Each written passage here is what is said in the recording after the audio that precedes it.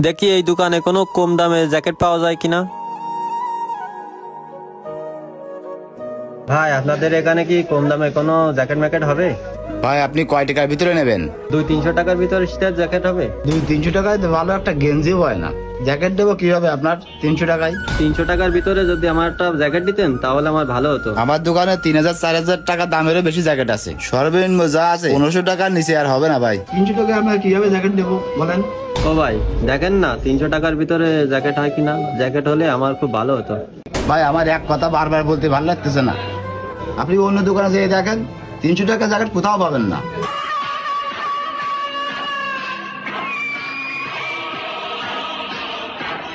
এই সর এখান থেকে।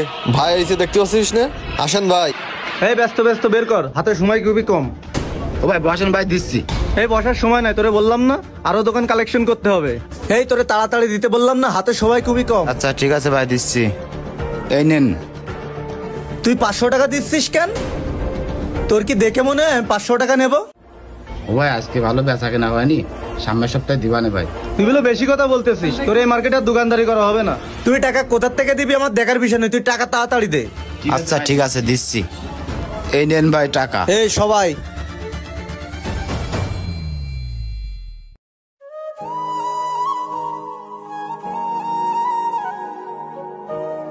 ভাই ওনারা কিসের টাকা নিয়ে গেল?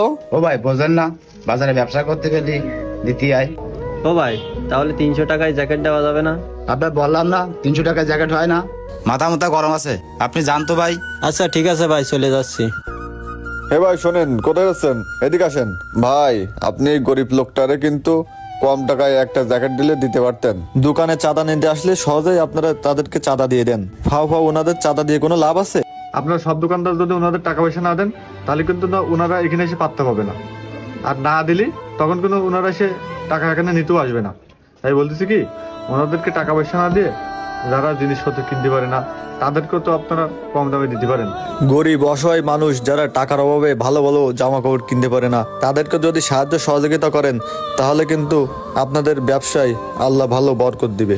ভাই আপনি ঠিক কথা বলেছেন, এই কথাগুলো আমি আগে বুঝিনি ভাই। ভাই আপনার কথা আমার ভালো লেগেছে, এখন থেকে ফাও টাকা পয়সা কারোর আমরা দেবো না। ভাই দাঁড়ান, আপনার একটা জ্যাকেট দিচ্ছি। এই জ্যাকেটটা খুব ভালো হবে না, এটা আপনি নেন।